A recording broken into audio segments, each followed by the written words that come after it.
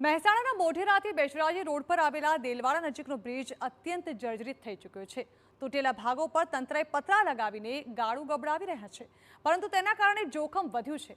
તેમાં વળી ભારે વાહનો પર પ્રતિબંધ મુકાતા વાહન ચાલકો લાંબો ધક્કો ખાવા મજબૂર બન્યા છે।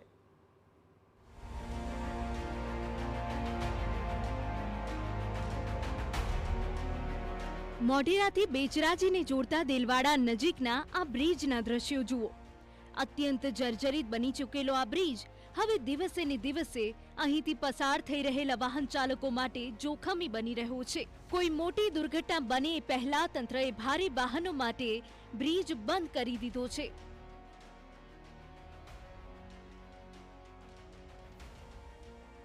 પરંતુ તૂટેલા બ્રિજનું સમારકામ કરવા માટે તંત્રએ જે રસ્તો અપનાવ્યો તે તો વળી વધારે જોખમી છે।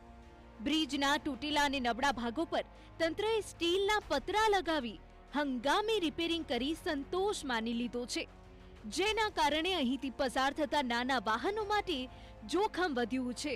બેચરાજી ઓટો હબ તરફ જતા હોવાથી આ માર્ગ પર 24 કલાક માટે વાહનોની અવરજવર રહે છે, પરંતુ પ્રતિબંધ બાદ હવે ભારે વાહનોના ચાલકોને ધક્કો થાય છે। જો કે વહેલાસર મોટપ ગામ પાસેથી જ વાહનોને ડાયવર્ટ કરવામાં આવે તો આ ધક્કો ટાળી શકાય તેમ છે।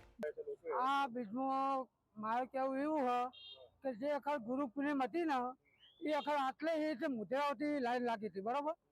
એ અખર એના પર 100 કેલરી હતા, જે અખર તૂટવાનો તો એ અખર તૂટી જશે, બરાબર। અત્યારે એ પુલ ઉપર હાલે નીકળ્યા નહીં નીકળતો એને ભરેલા રાતના નીકળ્યા હવે બે ત્રણ નાખે એમાં જર્જરી છે, પણ નાનો વાહન ચાલે છે, મોટો વાહનનો થોડું ભે છે। હવે 50 કિલોમીટર સાધન ફરીને જાય છે અને ગાડીઓ આટલા આવે એની પાસે જાય હેરાન કરવા, તો એના માટે રિક્વેસ્ટ છે કે મોટપથી પાછી વળાવો તો ગાડીઓવાળા હેરાન ના થાય।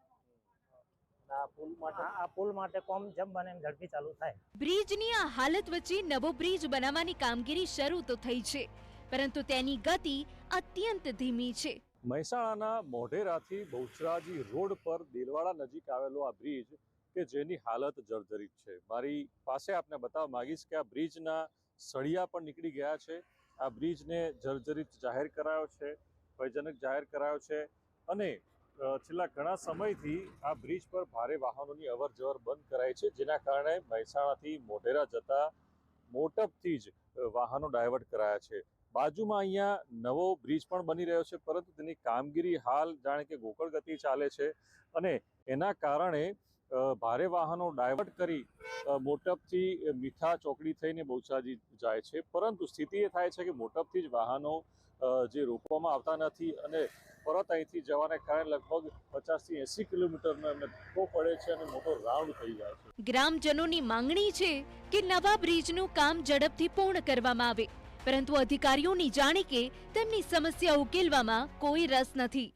દેલવાડા ગામ પાસે આવેલ રૂપેણ નદી ઉપર હાલમાં હયાત જે જૂનો બ્રિજ છે તે જર્જરિત હોય તેના પર ભારે વાહનોનો પ્રતિબંધ મૂકવામાં આવેલ છે, તથા તેની બાજુમાં હાલમાં નવીન બની રહેલ બ્રિજ કામગીરી પ્રગતિમાં છે, જે આગામી 3 માસમાં પૂર્ણ કરવાનું આયોજન છે।